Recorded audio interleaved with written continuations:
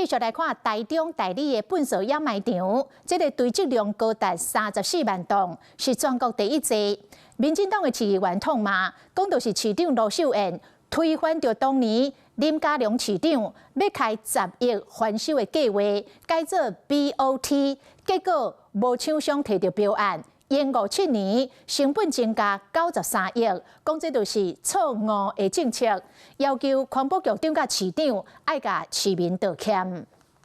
你要不要先跟市民道歉？配合 SI， 你要不要先跟市民道歉嘛？中央的法规，你回答我要还是不要嘛？立营议员大声讲话，要求环保局长回实的，就是为着代理起的粪扫掩埋场才的粪扫山，吨的量有34万吨，是全国上济。环保局虽然强调也未满，不过市议员骂讲，不是掩埋场敢不满，是34万吨的粪扫，要安怎处理？市长道歉。 局长道歉，非税休期间停止进场，税休期间的进场量严格控管，出入平衡，做不做得到？这个部分做不做得到？你只要回答做不做得到啦？做得到。因为本山分化路的改建延前，逐工来当处理900吨的粪扫，根本就未复修。34万吨要全部修了，上无嘛要到2042年。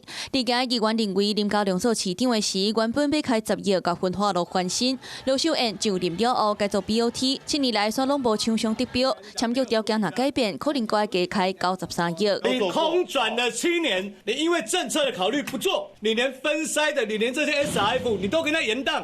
你现在拿出来的方法跟7年前一模一样，你要不要先跟市民道歉？立营议员国卡骂讲，34万吨的粪扫，干那清掉可能就要开37亿。伊罗秀燕推出的囡仔的牛龄计划，逐年开2亿7千万来算，37亿会当互台中市的囡仔免钱食牛龄14年。垃圾的问题怎么处理？谢谢。市长对垃圾有解吗？市长罗秀燕访问到粪扫的问题，嘴里讲多谢，不过是赶紧刷卡。 Hello， 我是易景，想要抢先掌握最及时的新闻资讯吗？赶快订阅、按赞、开启小铃铛，锁定华视新闻的 YouTube 频道。